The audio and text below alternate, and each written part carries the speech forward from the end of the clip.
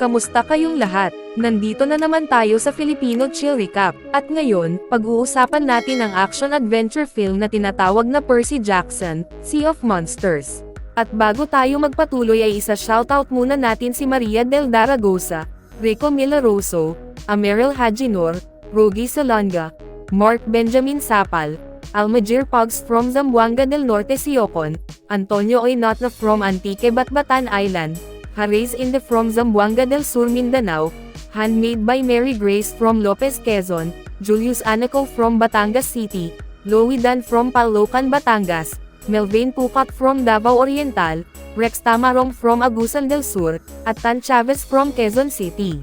Maghanda na kayo dahil sa mga spoilers na darating. Isang batang babae na nagngangalang Talia kasama ang kanyang mga kaibigan na sina Luke, Annabeth, at Grover ay mabilis na tumatakbo papunta sa kampo ng mga kalahating Diyos, mga anak ng mga Diyos ng Griego. Habang nasa daan, inatake sila ng isang halimaw. Dahil alam nilang hindi silang lahat makakalampas ng buo, nagpa siya si Talia na magpaiwan at lumaban. Sa kasamaang palad, napatay siya sa laban. Bilang pagkilala sa kanyang kabayanihan, ginawa siyang isang puno ng kanyang ama na si Zeus. Ang punong ito ang nagsilbing protektibong harang laban sa mga halimaw at sino mang nais sumalakay sa kampo. Nagulat ang kanyang mga kaibigan sa nangyari, at agad silang tumakbo papasok sa kampo nang makita nilang may mga halimaw na pilit binabasag ang proteksyon ng punong itinayo ni Zeus. Makalipas ang maraming taon, isang batang lalaki na nagngangalang Percy Jackson ang makikitang handang makilahok sa isang paligsahan para sa mga kalahating Diyos sa kampo. Habang magsisimula na sana siya, lumapit ang isang babae na si Clarice at nagbiro na tila nanunood lang siya para makita siyang manalo. Natawa si Percy, at sabay silang nagsimula sa laban. Maya-maya lang, sinubukan ni Clarice na pabagsakin si Percy, pero nakaganti ito at nakakuha ng upper hand. Malapit na sana siyang manalo nang mapansin niyang may batang lalaki na nagngangalang Tyrius na muntik ng mahulog. Nagdesisyon si Percy na tulungan si Tyrius, kaya't nauna si Clarice sa tuktok ng plataporma at siyang idineklarang panalo. Bumagsak si Percy sa lupa, at agad siyang nilapitan ni Annabeth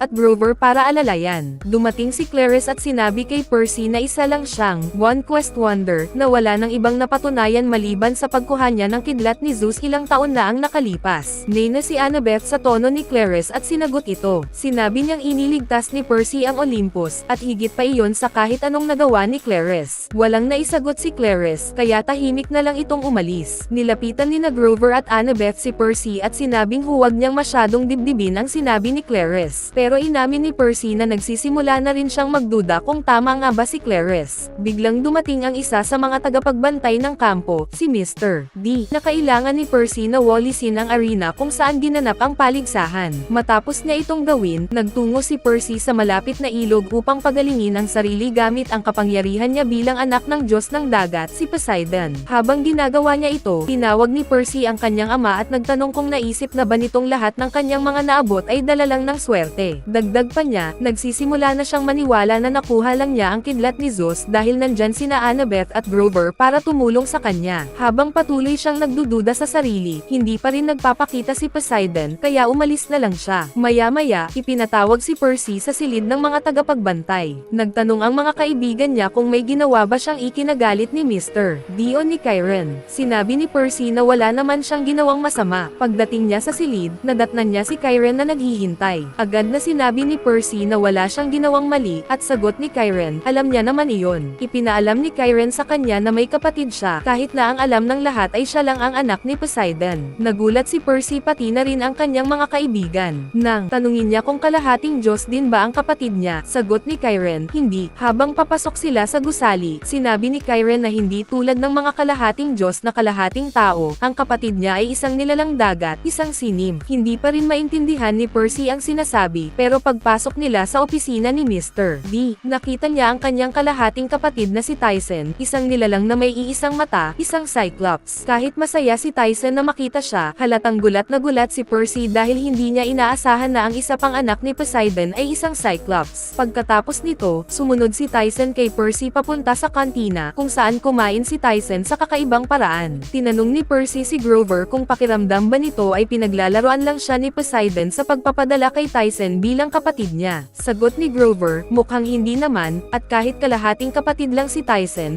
mas mabuti na iyon kaysa wala kang kapatid. Bigla namang sumabat si Tyson at sinabing gusto niya ang pagkakaroon ng kapatid. Idinagdag pa niya na si Poseidon ang nagdala sa kanya sa kampo gamit ang kanyang trident para ipakita ang direksyon. Halos kasabay nito, lumapit si Clarisse sa kanilang mesa at pinagtawanan si Tyson dahil sa kanyang iisang mata. Biniro rin niya na kaya siguro dinala ni Poseidon si Tyson sa kampo ay dahil nakita niyang hindi sapat ang kanyang isang anak. Bigla na lang sinabi ni Tyson na may naaamoy siyang toro malapit sa kanila. Hindi ito maintindihan ng iba pero nagsimulang yumanig ang lupa. Napagtanto nilang may isang nilalang na pilit binabasag ang proteksyon ng kampo. Lumabas ang lahat ng kalahating Diyos mula sa kantina para alamin kung ano ang nangyayari. Tinanong ni Percy ang isang batang lalaki na si Chris kung sasama ito sa kanila pero tumanggi siya at nagpasya na lang na manatili. Paglabas nila, nakita ng mga kalahating Diyos ang isang Colchos bull na agresibong binabangga ang barrier. Akala ni Grover ay wala namang dapat ipag-alala dahil napakatibay ng harang pero laking gulat nila nang tuluyang mabasag ito ng toro at sumugod sa mga kalahating Diyos. Nagkagulo ang lahat at nagsitakbuhan.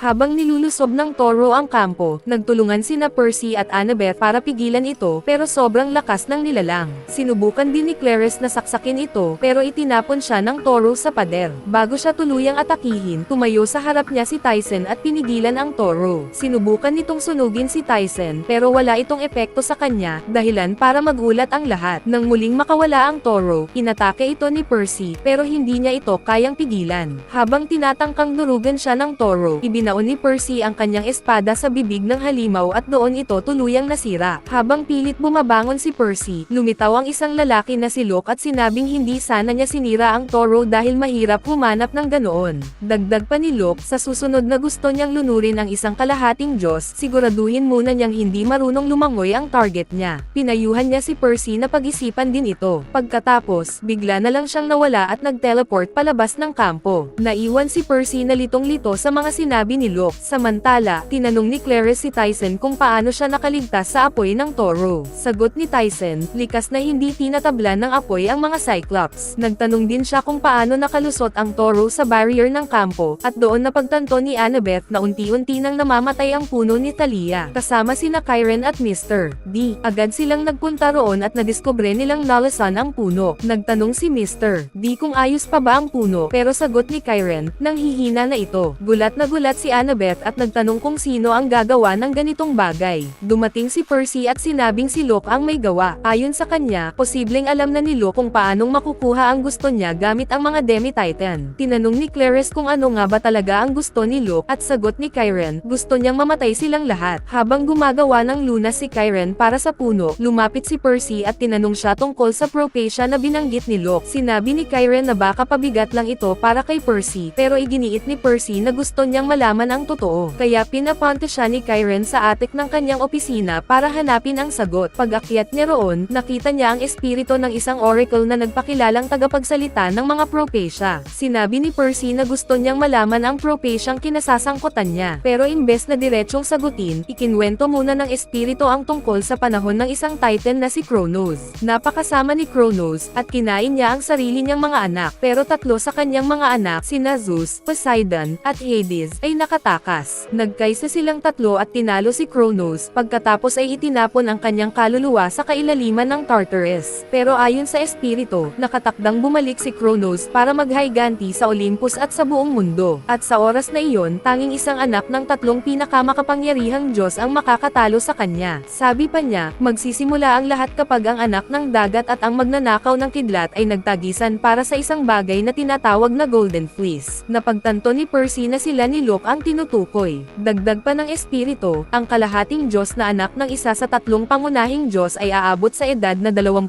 kahit pa marami ang hadlang, at sa huli ay pipiliin niyang iligtas ang Olympus o wasakin ito. Pagkatapos nito, bumaba si Percy para kausapin muli si Kyren tungkol sa Propecia. Tinanong niya kung posible bang hindi siya ang tinutukoy, pero sagot ni Kyren, siya iyon, dahil siya lang ang natitirang buhay na anak ng alinman sa tatlong Diyos, Zeus, Poseidon, at Hades. Nababahala si Percy dahil hindi siya sigurado kung handa na ba siya para sa misyon, at inamin ni Kyren na karapat-dapat lang na mabahala siya. Samantala, habang naghahanap si Annabeth ng paraan para pagalingin ang puno ni Thalia, nabasa niya ang tungkol sa Golden Fleece at sinabi niya kay Grover na iyon ang kailangan nila. Sagot ni Grover, nasa mapanganib na lugar ang fleece. Pero kahit ganon, sinabi ni Annabeth na dapat nilang sabihin ito kay Mr. D. Dahil nasa Sea of Monsters daw ang fleece, kilala sa mundo ng tao bilang Bermuda Triangle. Kinagabihan, nagtakda si Mr. D ng pagpupulong kasama ang lahat ng kalahating Diyos. Doon inilahad niya na may naisip siyang paraan para mailigtas ang puno. Ikinwento niya ang kapangyarihang nakakagaling ng Golden Fleece, kaya nabigla si Annabeth dahil inangkin niya ang ideya. Kalaunan, inanunsyo ni Mr. D na si Clarice ang pipiliin niyang isama sa quest dahil siya raw ang pinakamagaling na mandirigma sa kampo. Isasama rin daw si Icnote, isang satyr. Gulat si Percy na hindi siya kasali. Pagkatapos ng meeting, kinausap niya si Clarice at binalaan siya tungkol kay Luke. Pero sagot ni Clarice, wala siyang pakialam. Dagdag pa niya, naiinggit lang daw si Percy kasi hindi siya kasali, at dapat tanggapin niyang hindi na siya sapat. Malungkot na pinagmasdan ni Percy si Clarice habang umaalis. Maya-maya, nag-isa siya at tiningnan ang espada na bigay ng ama niya. Naisip niya ang bahagi ng Propecia kung saan may binanggit na isang sinumpang sandata na kayang pumatay ng masamang kaluluwa. Tinanong niya ulit si Poseidon para sa kasagutan, pero hindi pa rin siya sinagot. Ilang sandali pa, napapayag ni na Percy at Annabeth si Grover na sumama sa kanila sa paghahanap ng Golden Fleece bago pa man ito maunahan ni Luke. Habang palihim silang lumalabas, sumunod sa kanila si Tyson at nagpresintang sumama. Hindi gusto ni Annabeth si Tyson kaya tinanggihan niya ito, pero sinabi ni Tyson na makakatulong siya dahil ang nagbabantay sa Fleece ay isang Cyclops na si Polyphemus. Pwede raw niyang kausapin ito para baka mapapayag na pakawalan ang Fleece. Naisip ni Grover na baka nga maging kapaki-pakinabang si Tyson, kaya pumayag si Percy na isama siya kahit ayaw ni Annabeth. Binigyan siya ni Annabeth ng isang spray na nagkukubli ng kanyang anyo para magmukhang normal ang mukha niya. Pero kailangan daw niya itong paulit-ulit na gamitin dahil mabilis mawala ang bisa. Pagkatapos nito, tumawag si Annabeth ng isang kakaibang taxi, ang tinatawag na Chariot of Damnation, para dalhin sila papuntang Florida, kung saan natunton ni Grover ang kinaroroonan ng Fleece. Habang nasa biyahe, napansin nilang bulag ang tatlong babae sa loob ng taxi, kabilang na ang driver, kaya natakot sila. Habang wala sa hulog magmaneho ang driver, nagsalita ang isa sa mga babae at sinabing baka mamatay sila. Pero sagot ng isa, imposible iyon dahil dapat mabuhay si Percy hanggang sa edad na 20. Doon napagtanto ni Percy na alam ng mga babae ang tungkol sa Propecia. Nang tanungin niya sila kung ano ang alam nila, binigyan siya ng isa sa kanila ng ilang mga numero na sabi niya ay kakailanganin ni Percy balang araw. Hindi ito naintindihan ni Percy, at nang sabihin ni Annabeth na baka kulang ang pera nila para pambayad, bigla na lang silang ibinaba ng tatlong babae sa Washington. Habang naglalakad sila sa lungsod, biglang lumitaw si Chris kasama ang ilan pang kalahating Diyos at biglang dinukot si Grover. Pagkatapos ay agad silang nawala. Gulat na gulat si Percy sa nangyari pero sinabi niya kay Annabeth na malamang kakampi ni Luke si Chris dahil nabanggit nito dati ang tungkol sa ibang kalahating Diyos na naniniwala sa laban na isinusulong ni Luke. Nang malaman nilang hawak na ni Luke si Grover, nagtataka si Percy kung paano nila ito matutunton.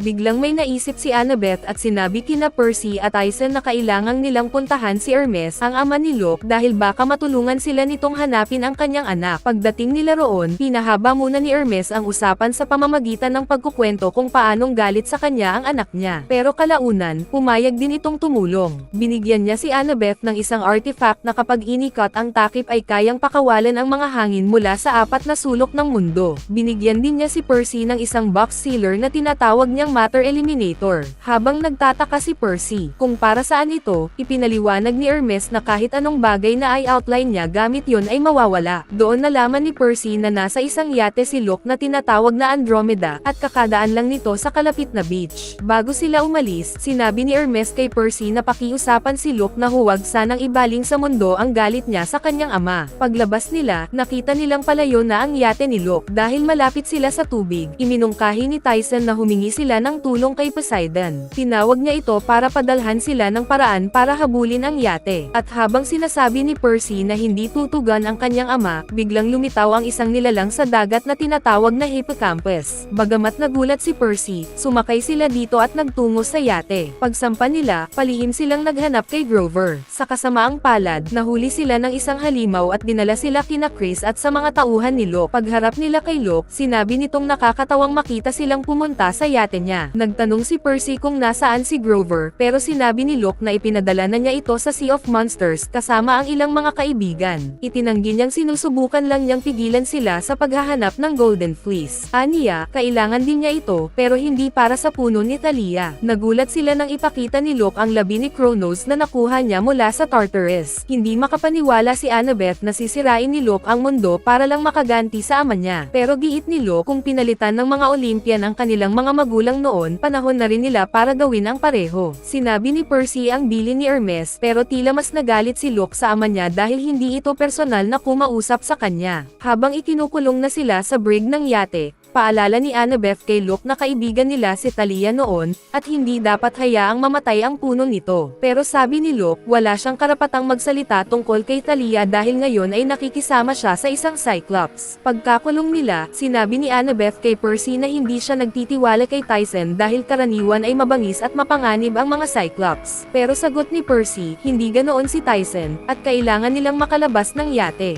Gamit ang kanyang kapangyarihan, nakuha ni Percy ang bag niya. Ginamit niya ang Matter Eliminator para palayain ang sarili at sina Annabeth at Tyson. Tumakas sila patungo sa ibabaw ng yate, at nakita sila ni Chris. Nakipaglaban si Percy habang sina Annabeth at Tyson ay kinuha ang lifeboat. Natalo ni Percy si Chris at nahulog ito sa dagat. Habang papasakay na siya sa lifeboat, dumating si Luke at inanyayahan siyang sumama sa grupo niya. Giit ni Luke, hindi makakatakas si Percy sa Propacia, at dapat nilang gantihan ang kanilang mga magulang sa kapabayaan sa kanila. Tinanggihan ni Percy ang alok, pero biglang naihulog ni Tyson ang makina ng lifeboat sa dagat. Galit si Annabeth, pero naalala niya ang artifact na binigay ni Hermes. Ginamit niya ito para paandarin ang lifeboat at makatakas mula sa yate. Habang umaalis sila, sinundan sila ni Luke, pero pinatalsik siya ni Percy sa tubig. Muling sumakay si Percy sa lifeboat at nagtungo sila sa Sea of Monsters kasama sina Annabeth at Tyson. Sa biyahe, pinaalala ni Annabeth kay Tyson na muling mag-spray ng mist dahil bumalik na sa tunay niyang anyo ang mukha niya. Nang susubukan niyang gamitin ito, napansin niyang wala na siyang laman.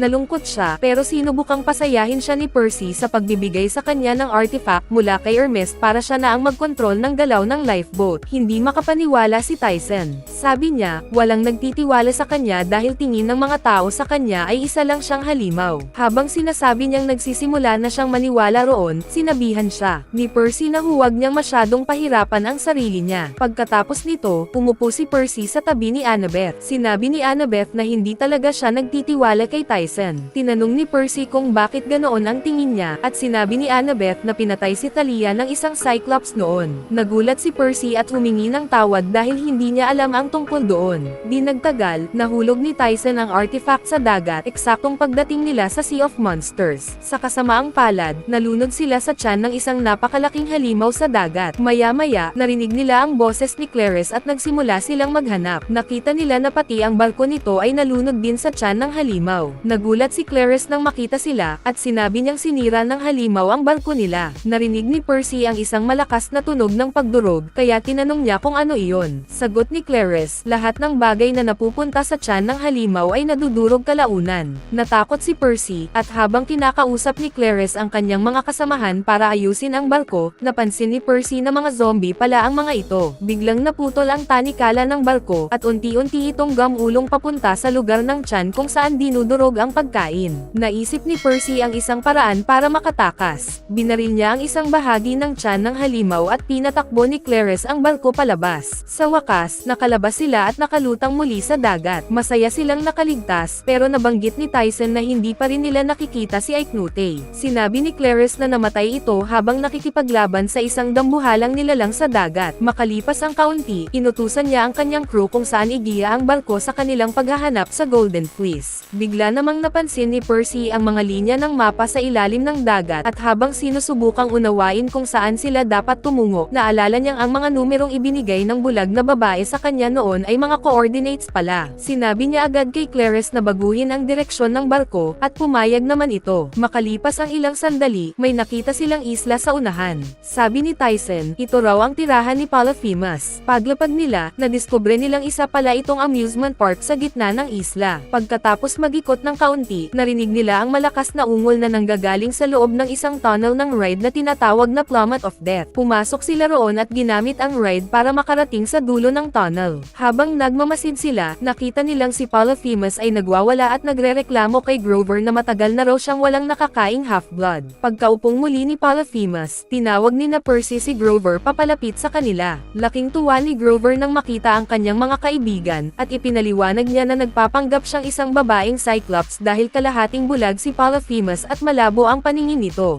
Dagdag pa ni Grover, sinusubukan niyang manatiling buhay hanggang sa malaman niya kung paano makukuha ang fleece mula kay Polyphemus. Tinanong siya ni Percy kung may plano na siya, at sumagot itong meron. Sinimulan ni Grover ang pag-distract kay Polyphemus habang si Percy naman ay palihim na sinusubukang kunin ang fleece. Ngunit bago pa man ito magawa, naamoy ni Polyphemus ang presensya ng mga half-blood sa kanyang kuweba, at bigla siyang umatake. Dumating si Tyson at tinangkang kumbansihin si Polyphemus na huwag silang saktan dahil pareho silang Cyclops. Ngunit hindi siya pinakinggan ni Polyphemus at sinampal siya pabagsak sa lupa. Matapos ang ilang sandali, nagawa ni Percy na makuha ang fleece at tumakas palabas ng kuweba kasama ang iba pa. Isinara nila ang kuweba para hindi makalabas si Polyphemus. Sa kasamaang palad, paglabas nila, naroon na si Luke at ang mga tauhan nito na nag-aabang para kuhanin ang fleece. Sinabi ni Luke kay Percy na isuko na ang fleece, pero tumanggi si Percy. Nang binaril siya ni Luke ng palaso para patayin siya, biglang sumalo si Tyson sa tama at tinamaan sa halip ni Percy. Nagulat si Percy at tila gumuho ang mundo niya. Bago tuluyang mahulog si Tyson sa bangin at sa ilog sa ibaba, sinabi nitong alam niyang gagawin din ni Percy ang kapareho para sa kanya kung sakali. Halos hindi makapaniwala si Percy sa nangyari, ngunit isinisi ni Luke sa kanya ang lahat, pati ang pagkakatira ni Tyson. Habang hawak na ni Luke ang fleece, sinabi niyang maswerte sina Percy na nandoon para masaksihan ang pagbabalik ni Kronos. Habang nakagapos sila, sinabi ni Annabeth kay Percy na hindi nila dapat hayaang buhayin ni Luke si Kronos. Pero si Percy, litong-lito pa rin at balot ng lungkot sa pagkawala ni Tyson. Aniya, hindi man lang niya nagawang tawagin itong kapatid. Dagdag pa niya, nakuha ni Luke ang fleece at malapit nang masira ang Olympus, gaya ng sinabi ng Oracle. Sinabi ni Annabeth na kalimutan na niya ang sinabi ng Oracle, dahil kaya niyang baguhin ang kanyang tadhana at tiyaking hindi nasayang ang buhay ni Tyson. Sinuportahan din siya ni Clarice, kaya nagpa siya si Percy na kumilos. Habang inilalagay ni Luke ang fleece sa mga labi ni Kronos, kinuha ni Percy ang kanyang espada at pinalaya ang kanyang mga kaibigan. Matapang siyang dumaan sa mga sundalo ni Luke at sinubukang alisin ang fleece mula sa katawan ni Kronos, pero pinigilan siya ni Luke. Nang tinangkang patayin ni Luke si Percy, biglang lumitaw si Tyson at itinapon si Luke sa lupa. Nagulat si Percy sa nangyari, pero ipinakita ni Tyson na pinagaling siya ng tubig sa ilog. Laking tuwa ni Percy at niyakap niya ito habang tinatawag siyang kapatid. Ngunit agad-agad, nabuhay ang mga labi ni Kronos at sumabog mula sa kanyang piitan. Natapon sina Percy at Tyson sa lupa habang unti-unting nabubuo muli ang katawan ni Kronos hanggang sa makamit niya ang buong lakas niya. Lumapit si Luke upang salubungin siya, at binuhat siya ni Kronos sa ere habang tinatawag siyang paborito. Sa gulat ng lahat, nilamon ni Kronos si Luke. Habang tumatakas ang iba, naiwan si Percy para harapin si Kronos gamit ang kanyang espada. Ngunit isang halimaw ang hamarang sa kanya. Habang nakikipaglaban, nilamon din ni Kronos si Grover. Sa wakas, nalampasan ni Percy ang halimaw at nasugatan niya ang binti ni Kronos gamit ang kanyang espada. Biglang bumalik ang bahagi ng katawan ni Kronos sa piitan, at doon napagtanto ni Kronos na hawak ni Percy ang cursed blade. Nang magsimulang lumiwanag ang espada, naintindihan din ni Percy ang kahalagahan nito. Ngunit bago siya makagalaw, inatake siya ni Kronos. Nabitawan niya ang espada, pero agad niya itong hinawakan muli. Habang binubuhat siya ni Kronos, sinabi nitong matagal nang nakatakda ang kanyang kapalaran. Sinubukan ni Kronos na durugan siya, pero nakawala si Percy at sinigawan ito ng, "Ako ang sumusulat ng sarili kong kapalaran." Sabay tinaga niya si Kronos at pinunit ang katawan nito. Nawala sa piitan ang katawan ni Kronos at nailigtas si Luke na tumilapon naman sa kuweba ni Polyphemus, na gutom na gutom. Nailigtas din si Grover habang ang mga labi ni Kronos ay tuluyang bumalik sa kanyang piitan. Tumingin si Percy sa kanyang espada at nagpasalamat sa kanyang ama sa pagbibigay nito sa kanya. Habang tumatakbo si Annabeth papunta kay Percy, sinaksak siya ng isa sa mga halimaw ni Luke. Agad tumakbo si Percy upang tulungan siya, at tinulungan naman ni Grover at Clarice na patayin ang halimaw. Matindi ang sugat ni Annabeth, at habang sinasabi niyang baka mamatay siya, kinuha ni Percy ang fleece kay Tyson at ginamit ito upang buhayin siya. Epektibo aktibo ang fleece, at tuwang-tuwa si Percy na nakita si Annabeth na muling nabuhay. Nagpasalamat si Annabeth kay Tyson sa pagsadyap kay Percy at sinabing hindi na niya ito itinuturing na mapanganib. Nagpasalamat din si Tyson sa kanya. Ibinigay ni Percy ang fleece kay Clarice at sinabing siya ang nararapat na magdala nito pabalik sa kampo dahil ito ang kanyang misyon. Masaya si Clarice, at pagbalik nila sa kampo, inilagay niya ang fleece sa ugat ng puno at muling bumalik ang proteksyon ng kampo. Ilang sandali ang lumipas, sinabi ni Percy kay Kyren na masaya siyang natapos na ang isyo tungkol sa Propecia. Pero binanggit ni Kyren na maaaring hindi pa iyon ang tinutukoy ng Propecia, baka may isa pang paparating. Sagot ni Percy, masaya na siyang matanggap na ang pagkakaroon ng kapalaran ay hindi ganoon kasama. Kinabukasan, habang kumakain si Percy, nilapitan siya ni Grover at sinabing may nakita si Annabeth sa puno. Sumama siya at nakita nilang ang fleece ay muling bumuhay kay Thalia. Tinulungan nila itong makalabas sa ugat ng puno, at nang magising ito, tinanong siya ni Percy kung sino siya. Sagot niya, ako si Thalia, anak ni Zeus. Nanlaki ang mata ni Percy sa gulat, baka nga hindi pala siya ang tinutukoy ng Propecia. Bagaman hindi siya tiwala noong una kung kaya ba niyang ulitin ang tagumpay niyang hanapin ang kidlat ni Zeus, sa huli ay nailigtas ni Percy ang Olympus at ang mundo mula sa galit ni Cronos. Si Luke naman, sa halip na makuha ang gusto niya, ay nauwi sa kuweba ni Polyphemus kung saan naghihintay ang isang gutom na Cyclops. Sa dulo, akala ni Percy ay natupad na niya ang Propecia, pero tila si Thalia pala ang may kapangyarihang pumili, iligtas o wasakin ang mundo. Mag-subscribe na kung hindi ka pa nakasubscribe, pindutin na rin ang notification bell at like button para sa marami pang movie recap katulad nito, at mag-iwan ng comment down below. And as always, thank you for watching.